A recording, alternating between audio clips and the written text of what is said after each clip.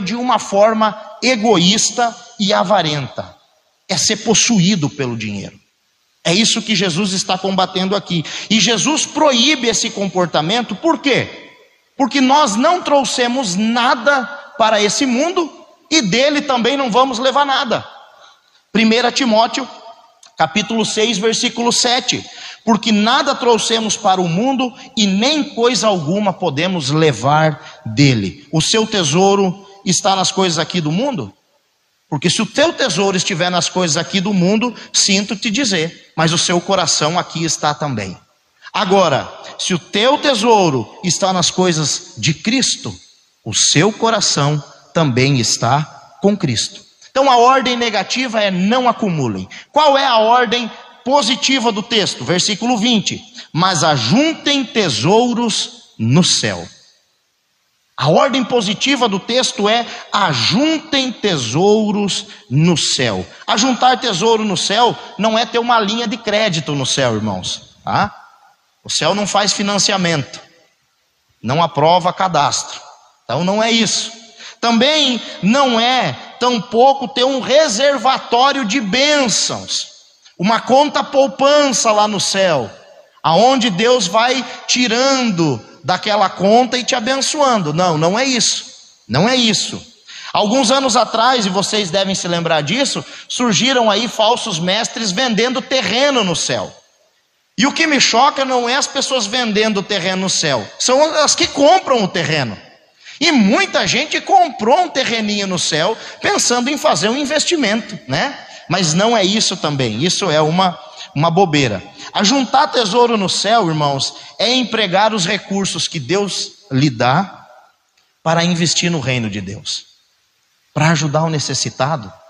É isso que a Bíblia diz. Por qual motivo que você acha que Deus te dá tantos recursos, além do que você precisa para viver? É para ativar a sua generosidade. É para gerar em você um coração generoso. Quer prova disso? Provérbios 11, 25. Diz assim: o generoso prosperará, quem dá alívio aos outros, alívio receberá. Provérbios capítulo 22, versículo 9. O generoso será abençoado, porque reparte o seu pão com os pobres. Atos capítulo 20, versículo 35. Em tudo tenho mostrado a vocês que trabalhando assim é necessário, diz o texto, é necessário socorrer os necessitados. Lembrando das palavras de Cristo: mais bem-aventurado é dar do que receber. Mas vou além. Abra sua Bíblia comigo em 1 Timóteo capítulo 6. E você vai ver do versículo 17 ao 19 o que Timóteo escreveu. 1 Timóteo 6, do 17 ao 19.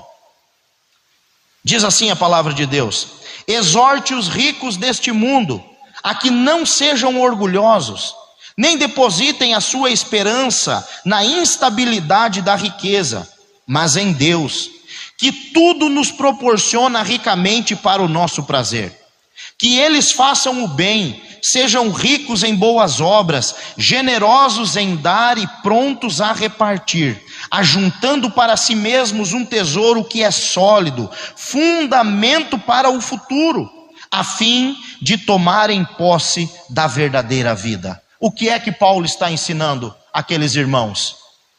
Que os irmãos ricos da igreja estivessem uma prontidão e uma generosidade para contribuir, para ajudar o necessitado. É por isso que Deus nos dá a mais do que nós precisamos, inclusive para sermos fiéis com as nossas finanças na sua obra. Por isso Paulo escreve lá para 2 Coríntios capítulo 9, versículos 6 e 7, e isto afirmo: aquele que semeia pouco, também pouco colherá, e o que semeia com fartura, colherá com fartura. Cada um contribua segundo tiver proposto no seu coração, não com tristeza ou por necessidade, porque Deus ama quem dá com alegria. Deus nos dá além do que nós precisamos, para que a gente, com os nossos recursos, venhamos investir na sua obra e ajudar os necessitados. E isso sim é ajuntar no reino dos céus. Uma ilustração muito bacana sobre generosidade é que um homem muito rico, de uma família muito rica, mas percebeu que a sua família estava se tornando um tanto quanto avarenta, foi em uma loja de cristais e comprou um vaso lindo de cristal. E chegou com aquele vaso enorme, coisa mais linda de cristal, e a esposa logo pensou, já no arranjo de flores que ela ia colocar dentro, ele falou: não, dentro desse vaso só vai terra. E ficou aquele trambolho daquele vaso de cristal no meio da sala, translúcido, cheio de terra. E um dia a esposa e os filhos perguntaram: mas por que isso? Por que esse vaso tão lindo, só cheio de terra? A gente passa e vê terra, volta e vê terra. E ele disse: é justamente para isso, para vocês, para nós nos lembrarmos que da terra, do pó, nós viemos, e para lá nós vamos tornar. Nós precisamos entender que tudo aquilo que Deus nos dá, Ele nos dá para um fim. Se nós temos em abundância, é para um fim. O problema é que muitos crentes hoje têm a síndrome do dono. Eles acreditam que são donos de tudo aquilo que possuem, quando na verdade a Bíblia diz que dono é um só, que é Deus, e que nós somos seus mordomos. E o dono, que é Deus, é generoso, e muitas vezes os mordomos que somos nós, somos, como diz naquela expressão popularmente conhecida, mãos de vaca. Mas o dono é generoso, e quem administra precisa ser também. Em segundo lugar, eu faço uma pergunta para você: aonde está o seu coração? Aonde está o seu tesouro? E o texto vai dizer, Mateus 6,21, porque onde estiver o seu tesouro, aí também estará o seu coração. O seu coração está na terra ou está no céu? Aonde está o seu coração? Por que eu falo isso? Porque todos nós aqui, todos os habitantes do planeta Terra, são guiados pelos desejos dos seus corações. Cada um de nós aqui, nós somos guiados pelos desejos do nosso coração. O problema é que o nosso coração é enganoso, diz as Escrituras. E o problema é que esses desejos vão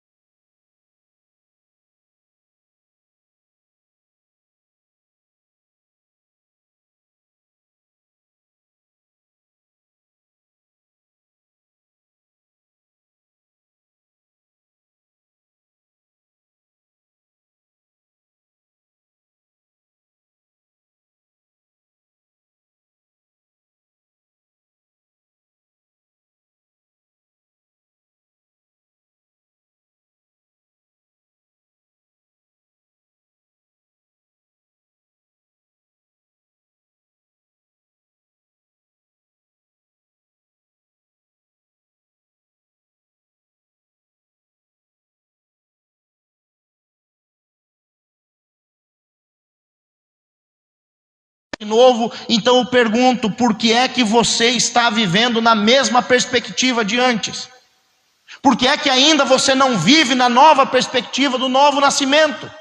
E Paulo falou sobre isso lá em Colossenses capítulo 3, do 1 em diante, quando Paulo diz assim: portanto, se vocês foram ressuscitados juntamente com Cristo, busquem as coisas lá do alto, aonde Cristo vive assentado à direita de Deus. Pensem nas coisas lá do alto e não nas que são aqui da terra.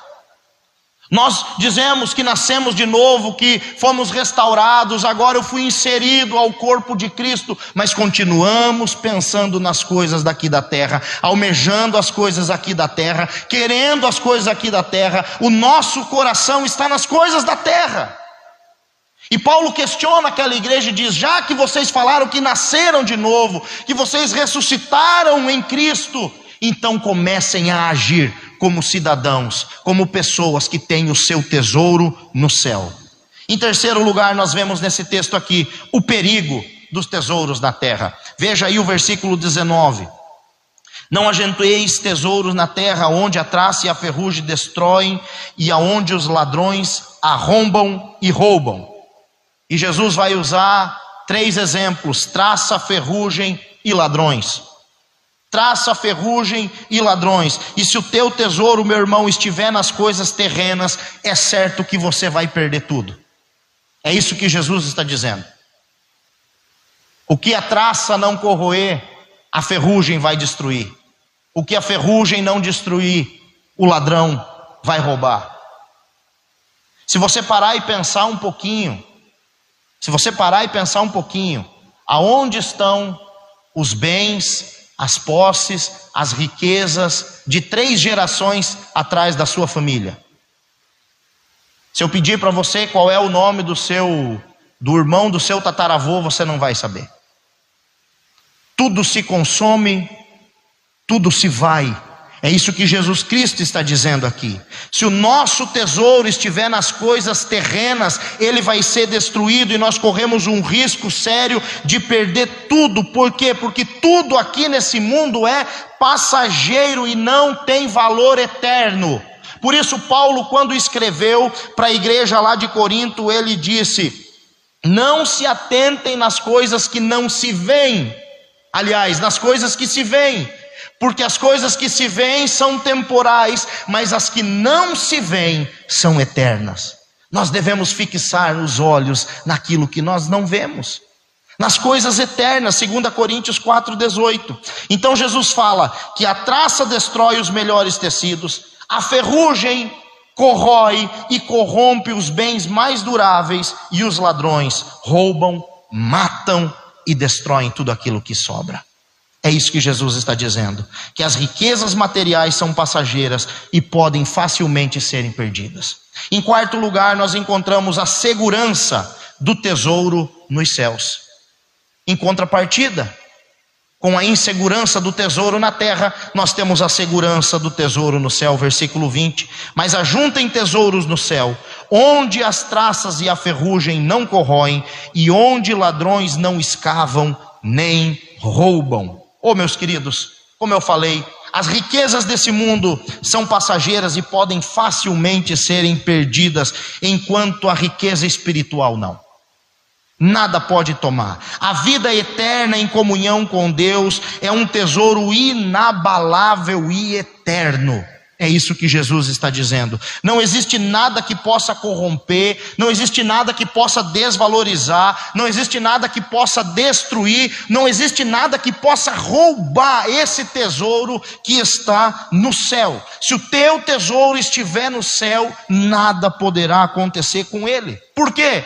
Porque no céu as traças não destroem as vestes brancas dos santos que foram lavados no sangue do Cordeiro. No céu, a ferrugem não corrói as ruas de ouro que foram preparadas para os salvos caminhar em cima. Muito menos os ladrões entram, escavam, arrombam as moradas que Jesus Cristo prometeu para nós. Ele disse: na casa do meu pai há muitas moradas.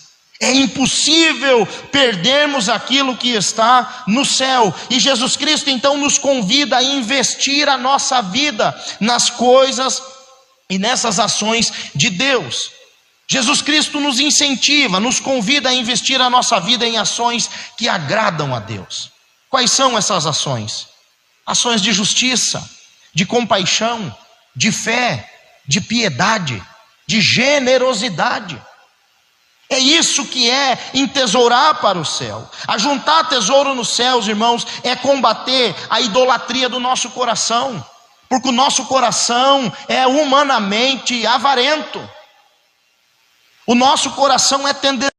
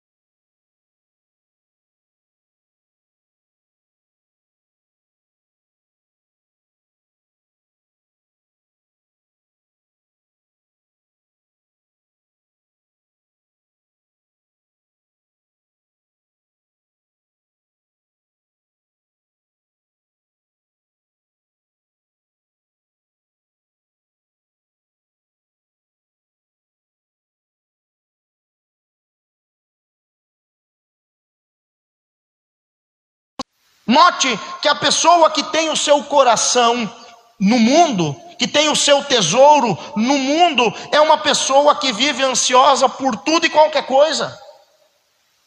O texto está dizendo que essas pessoas andam ansiosas pelo que vão comer. O texto está dizendo que essas pessoas andam ansiosas pelo que vão beber, pelo que vão vestir, como vão se vestir, com o dia de amanhã, se preocupando com o leão que ainda não veio. Versículo 34, basta cada dia o seu próprio mal, e as pessoas estão ansiosas. E aí Jesus nos dá um tapa de luva nesse texto, e ele diz: para um pouco, ansioso, para um pouquinho, você que está desesperado e arrancando seus cabelos, e dá uma olhada para os passarinhos. No texto de Lucas ele diz a espécie dos passarinhos, ele diz: olha para os corvos, eles não plantam, eles não têm celeiro, mas o Pai os alimenta. Olha ansioso para as flores do campo, nem Salomão em toda a sua glória se vestiu como elas, e depois elas secam e são lançadas no fogo. Será que vocês não são mais preciosos, mais importantes do que pássaros e do que flores? Não precisa ficar se preocupando. Quando o nosso coração está no céu, nós sabemos que o nosso recurso vem do céu. Agora, quando nós estamos com o nosso tesouro na terra, nós nos preocupamos mesmo. Não quer andar ansioso? Coloque o seu coração no céu, para que de lá venha o recurso. Versículo 32, porque os gentios é que se preocupam com todas essas coisas, o Pai de vocês que está no céu sabe que vocês precisam de todas elas. Que maravilha! Mas Jesus diz que aqueles que estão ansiosos por isso são como os incrédulos, como os gentios. Em sétimo e último lugar, não podemos servir a dois senhores. Versículo 24. Ninguém pode servir a dois senhores, porque ou irá odiar a um e amar o outro, ou irá se dedicar a um e desprezar o outro. Vocês não podem servir a Deus e às riquezas. Ou, como nós lemos em outra tradução, vocês não podem servir a Deus e a Mamon. Somente Deus e as riquezas aqui no Novo Testamento levam o título de Senhor. Preste atenção na seriedade disso. Somente Deus e as riquezas no Novo Testamento levam esse título de Kyrios, Senhor. Porque os dois vão exigir de você 100% do seu tempo e do seu comprometimento. Ou você serve a Deus, ou você serve a Mamon. E a pergunta que Jesus nos faz nas entrelinhas desse texto é: a quem você está servindo? Porque não podemos servir a dois senhores. Nós somos tentados todos os dias a servir a dois senhores. E note o que Jesus diz. Jesus diz que não se trata de querer, mas de poder. Por que é que Jesus diz isso? Porque nós queremos servir a dois senhores. E eu provo para vocês. Todos os dias nós queremos servir a Deus e agradar as pessoas. Todos os dias. Todos os dias nós queremos servir a Deus e servir a nossa própria vontade também. Todos os dias. Todos os dias nós queremos servir a Deus e servir as riquezas. Mas Jesus diz que não se trata de querer, mas de poder. Ele fala: vocês não podem. Eu sei que vocês querem, mas vocês não podem servir a dois senhores. Nós não podemos servir a dois senhores. Ou você serve a um, ou você serve o outro. Ou você ama um e odeia o outro. Ou você vai se dedicar a um e vai ter que desprezar o outro. Infelizmente, quem não está servindo a Deus com totalidade e inteireza de coração, automaticamente está servindo a Mamon. Não existe essa de meio crente, irmãos. Não existe, ou você é crente ou você não é crente, ou é crente ou é mundano. Não tem como servir a Deus no domingo e ao diabo na segunda-feira. Se isso está acontecendo, desculpa eu lhe dizer, mas você está servindo ao diabo no domingo e na segunda. Não tem como servir a dois senhores. E o Senhor nos traz a uma reflexão de convicção: a quem é que nós vamos servir? Josué tomou essa postura e ele disse: eu e a minha casa serviremos ao Senhor. Essa é a postura que nós devemos ter. Olha o que Jesus Cristo falou em Lucas 14:33. Ele disse assim: assim, pois, qualquer um de vocês que não renuncia a tudo o que tem, não pode ser meu discípulo.